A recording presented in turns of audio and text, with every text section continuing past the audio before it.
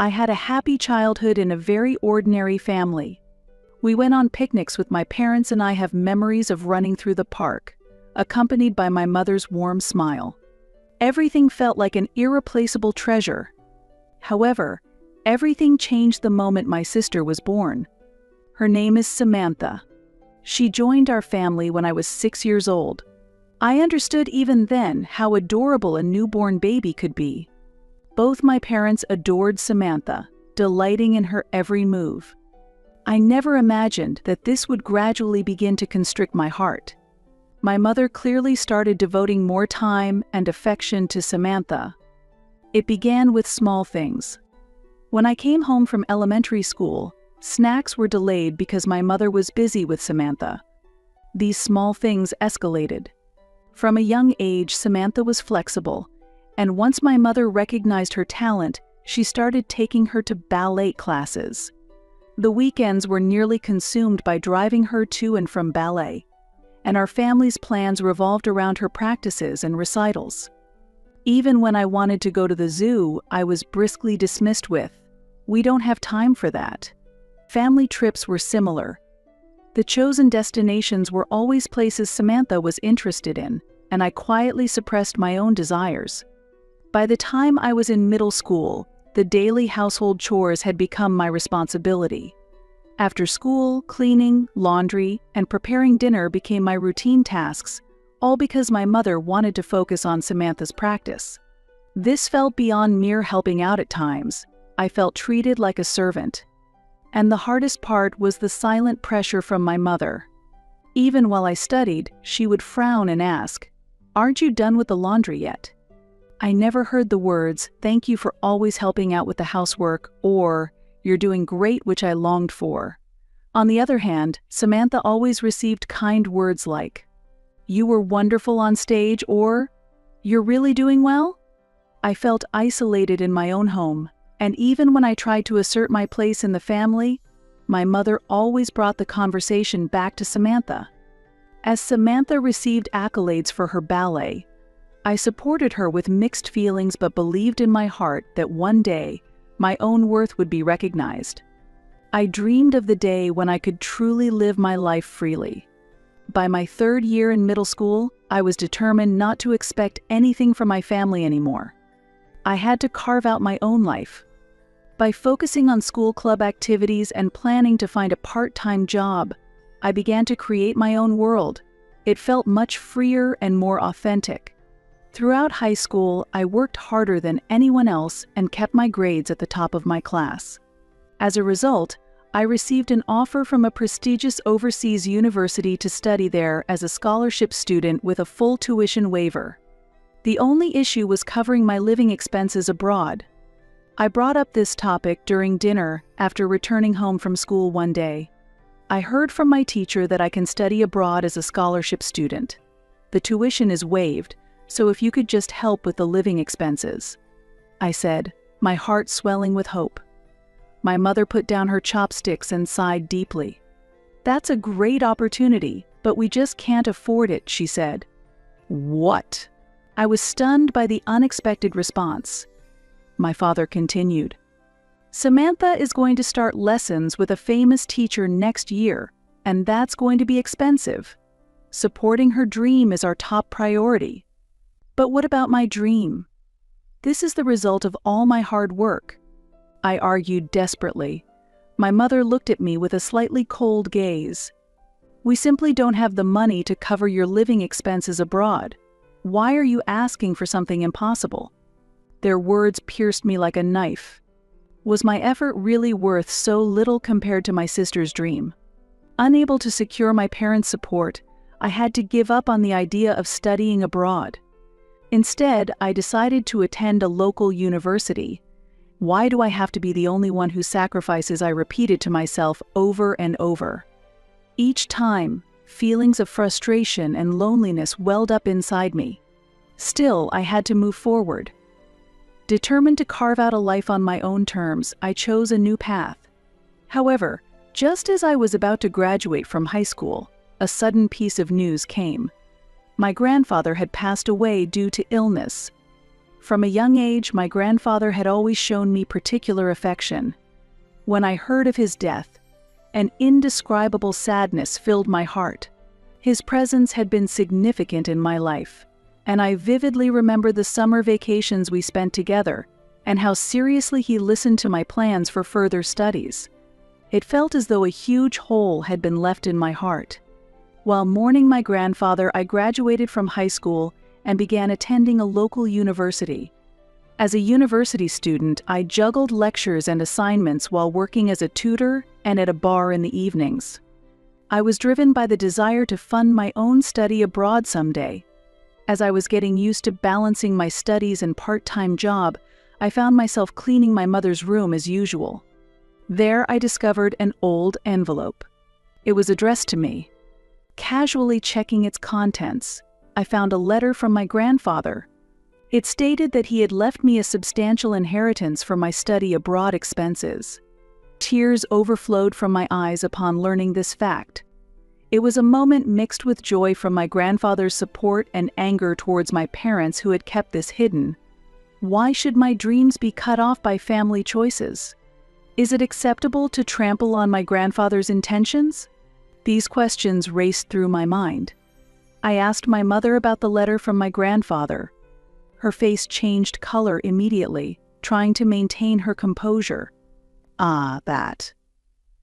I was planning to give it to you, but somehow forgot," she said, lining up a common excuse that tightened my heart. "But why didn't you give it to me immediately?" If I had read the letter, I wouldn't have had to give up on studying abroad. As I pressed her, my mother shrugged lightly and said, Sorry. I was just too busy with Samantha at the time and forgot about it." Her insincere apology only added to my confusion. "Are we done here?" As if to protect herself, my mother tried to end the conversation. After speaking with my mother, I continued to harbor mixed feelings. When I inquired about the letter and the inheritance, my mother's vague answers returned. The conflict between not being able to believe her words about forgetting and hesitating to push too hard swirled inside me. Despite these emotions, I continued my days dedicated to making my study abroad dreams a reality by focusing on my studies and part-time job. As soon as my university lectures ended, I would head to the bar where I worked as a bartender. Initially, even taking drink orders was a challenge, but gradually I honed my cocktail-making skills and found the space to enjoy conversations with customers. There were regulars who began to request their unique cocktails directly from me, which gave me a great sense of accomplishment. One night, a regular customer who always sat at the same counter seat spoke up. "You work very seriously. When I come to this bar, I always end up wanting to talk to you." His words brought warmth to my weary heart. As I listened to him, it turned out that he was the president of a top-tier hotel. He was keenly interested in how I started this job and what I aimed for in the future. Slightly nervous, I shared my dreams. "Actually, I would like to study hospitality and culture abroad someday. That's why I'm saving money while continuing my studies." He listened silently to my earnest explanation, then smiled and said, "Your attitude is admirable. Would you like to come and see our hotel?" It was a surprising offer. Never had I imagined that working diligently at a bar could lead to an opportunity directly connected to my dreams. Slightly bewildered, I gratefully accepted his offer. A few days later, guided by him, I visited the top-tier hotel, which far surpassed my imagination with its elegant interior and meticulous service. I was overwhelmed yet deeply moved. During the tour, he told me, "The experience here will definitely be useful for your future. Would you like to work here?" I was taken aback by his words. Filled with gratitude for this unexpected opportunity, I felt a surge of excitement at the prospect of growing in this place. "Thank you. I would like to cherish this opportunity," I said, and decided on the spot to take the job. From then on, my life changed significantly. My days began to revolve around university lectures by day and working at the hotel by night. The job at the hotel was tougher than I expected, with a lot to learn, But as I sincerely engaged in each task, I absorbed new knowledge and skills. Supported by colleagues and superiors, I gradually earned their trust. In this way, I took my first steps in carving out a life on my own terms. After graduating from university, I started working full-time at the hotel, utilizing my cocktail skills and customer service abilities learned during my student days, and gradually mastering new tasks. Through the challenging experiences at the hotel, I felt myself growing bit by bit. After getting a job at the hotel, I moved out of my family home and started living alone. While I felt the sadness of leaving the familiar home, I was also thrilled with the anticipation of independence. My small yet clean apartment symbolized freedom and challenge. 2 years into my hotel job, my sister successfully graduated from high school and was accepted into the vocational school she had longed for. When I heard the news, I felt truly happy for her and proud of her efforts. One day, I received a call from my mother's sister. "By the way, did you know Samantha is going to study abroad to join a ballet company? It seems like it was expensive, but you guys must have saved up properly." Study abroad? Savings. As I responded with curiosity, my aunt continued nonchalantly, "Well, it's quite a sum, isn't it? And they managed to send you to university too. Impressive, isn't it?" Feeling uneasy with her words, I decided to confirm with my mother. "Mom, is it true Samantha is studying abroad? How did you manage the expenses?" My mother's expression stiffened for a moment, but she quickly composed herself and answered, "We paid for it with the money we had saved up for her." "Is there a problem?"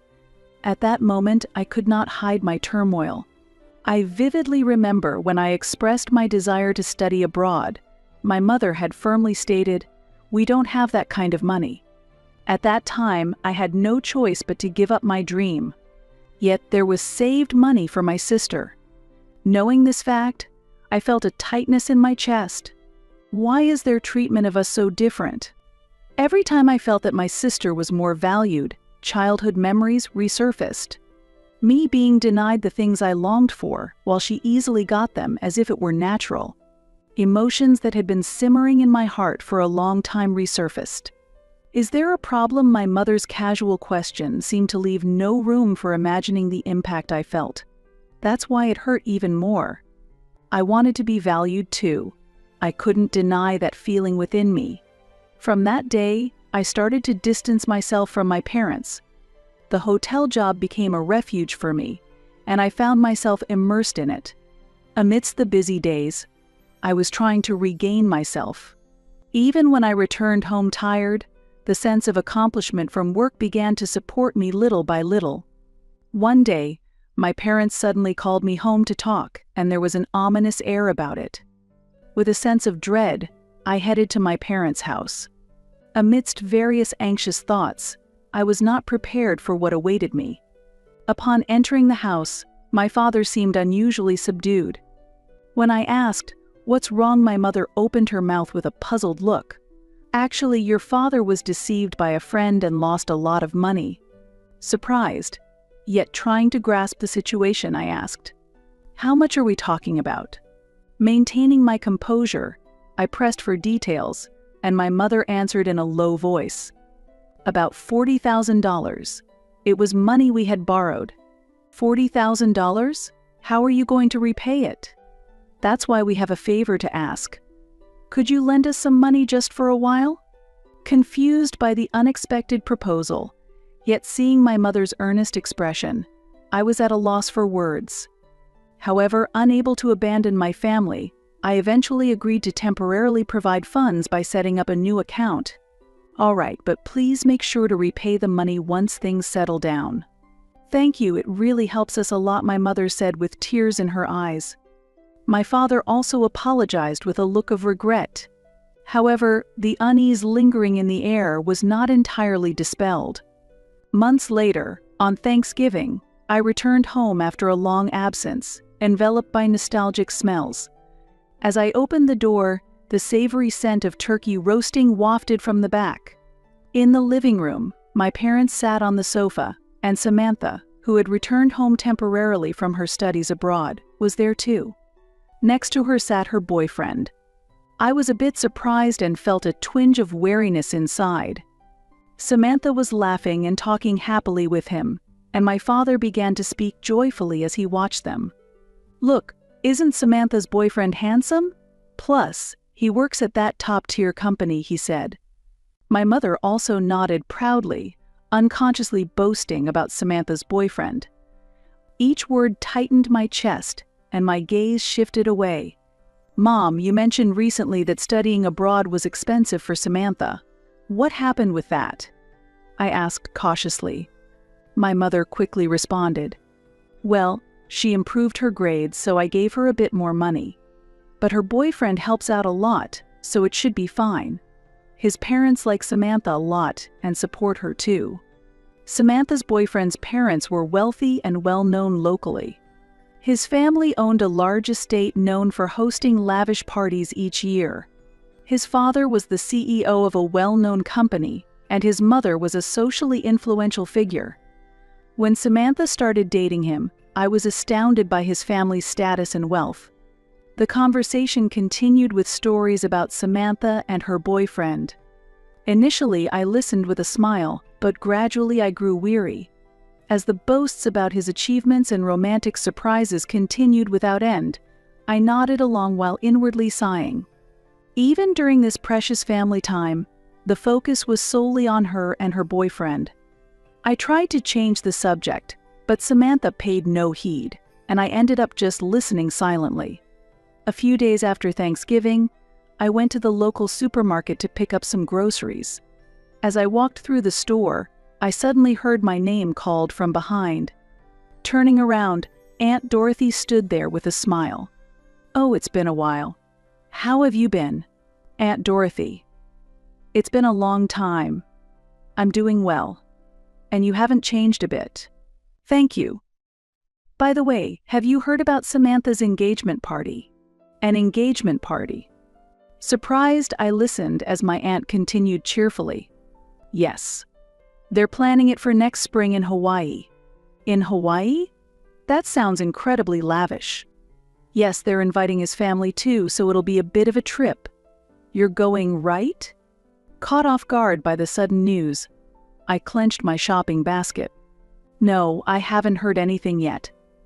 "How will the party expenses be managed?" "You don't need to worry about that. Dad left Samantha an inheritance, which will be used for that." "An inheritance?" I gasped at the unexpected revelation. While suppressing the urge to confront further, I ambiguously replied, "Is that so?" But I felt a turmoil inside me. Believing my own efforts had limits, I hired a detective to investigate, and it was revealed that my parents were using the study abroad funds left to me by my grandfather for Samantha's engagement party in Hawaii without my knowledge. Moreover, the lavish plan amounted to more than $40,000. I felt there was something beyond my imagination hidden in my parents' plans, and this realization sparked decisive anger. All the feelings of alienation, unfairness, and being unloved that I had long felt suddenly exploded. One night, taking advantage of my parents being out, I went to my family home and logged into my mother's computer. What I found was more unbelievable than I had anticipated. Information that had been hidden from me now came into view one by one, making my chest tighten. Various reservation details were recorded there. Carefully and with intense emotion, I reviewed the details of the travel booked for Samantha's engagement party. A lavish holiday plan in Hawaii costing over $40,000 was neatly arranged. Initially, the amount didn't seem serious to me, but as I sat there, every feeling of unfairness I had felt lined up before my eyes. I canceled all reservations except for the travel costs. It wasn't about retrieving the large sum of money, but intended as a retaliation against my parents. My initial calmness was nowhere to be found. I proceeded driven by emotion. After confirming the cancellations, I quietly left the house. In the car on the way back, I decided to cut ties with my parents. I felt there was no point in continuing this relationship any longer. As planned, my parents and sister went to Hawaii.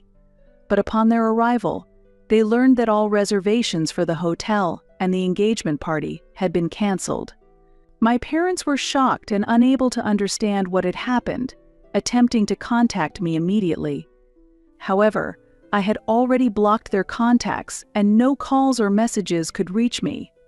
The situation quickly deteriorated, but I accepted my decision quietly without any regrets. Ultimately, my sister and her boyfriend, along with his parents, had to explain the situation and bear the costs. Later, I heard from my aunt that Samantha had boastfully posted about her engagement party on social media, making my heart ache. I couldn't bear how it seemed to be no problem for her at all. Unable to suppress the turmoil in my heart, I decided to consult a lawyer. When I asked the lawyer to investigate, a shocking fact was revealed. Samantha's study abroad expenses had also been funded by my grandfather's inheritance. Without my knowledge, my grandfather's inheritance had been continually used solely for Samantha. Unable to contain my frustration and anger, I decided to sue for the return of the inheritance. At that time, my parents had just returned from the engagement party in Hawaii. Without any time to relish their pleasant trip, they were bewildered by the documents from the lawyer that had arrived at the house. What does this mean? My father, holding the papers, looked at my mother in confusion. Upon learning that I was formally demanding the return of the inheritance through a lawyer, my parents seemed to realize the seriousness of the matter for the first time. However, my resolve was unshaken. To correct years of unfairness, I decided to fight. Then, I took a step further and directly called Samantha's boyfriend. I told Samantha's boyfriend about my parents borrowing money from me and using the money my grandfather had left for my study abroad for her engagement party. At first, he refused to believe it, saying, "That can't be true." However, I calmly explained the facts and sent him emails as evidence. After a moment of silence, he exhaled softly and murmured, "Samantha never mentioned any of this to me." Eventually, this information reached his parents as well. As a result, my sister and parents completely lost their credibility, and Samantha's engagement was broken off. Samantha had managed to cover her study expenses with support from her boyfriend's parents, but she lost that support too. Ultimately, she couldn't continue her studies, and her dreams were shattered. Samantha blamed me, repeatedly slandering me on social media. The narrative was skewed to make it seem like all the fault was mine. After seeing Samantha's social media posts, my aunt contacted me, and I decided to tell her everything that had happened. My aunt was shocked but believed me and apologized on behalf of my mother for her treatment of me over the years. Even after receiving my aunt's apology, I couldn't bring myself to forgive my mother. The anger towards her betrayal did not subside, and my feelings did not ease. I also felt similarly closed off towards my sister and father. Reflecting on everything, I realized I had been the only one sacrificed while they lived at their convenience. I felt that the trust and affection as a family could never be restored. In the lawsuit, I won, and the money my grandfather had left me was fully returned. The wrongdoing of my parents and Samantha's side was exposed, and the judge recognized my claims. It was a long battle, but I was relieved that my grandfather's inheritance was restored to its rightful form. Though my relationship with my parents was irreparably broken, I had no regrets. I had righted the injustice and protected my rights. I'm sure my grandfather would be pleased with the outcome. I cut ties with my parents and decided to open my own bar using the money my grandfather had left me. Ready to completely change my lifestyle, I invested all my energy into building everything from scratch, without looking back. The menu at my bar featured original cocktails I created, and their new flavors began to spread by word of mouth. Gradually, the reputation grew, and many customers started visiting my bar. In no time, my bar achieved success, and I felt a firm confidence in its accomplishment. Through my aunt, my mother tried several times to contact me, apologizing for the past and trying to rebuild our relationship. However, I ignored all her attempts. No matter what she said now, I no longer wanted any involvement with her, and her attempts only drove me further away. I didn't want to carry the burden of the past and focused fully on living in the present. One night, my bar was bustling with a full house of customers. Across the counter, I saw a scene of everyone smiling and enjoying their conversations, with me at the center. It was a moment when the success I had achieved and the efforts I had made to get here bore fruit. Someday, when work settles down, I plan to go study abroad, fulfilling the dream I once had. Freed from my family, I have carved out my life with my own efforts. I truly felt happy. The lights in the bar softly illuminated the interior, and I smiled quietly to myself.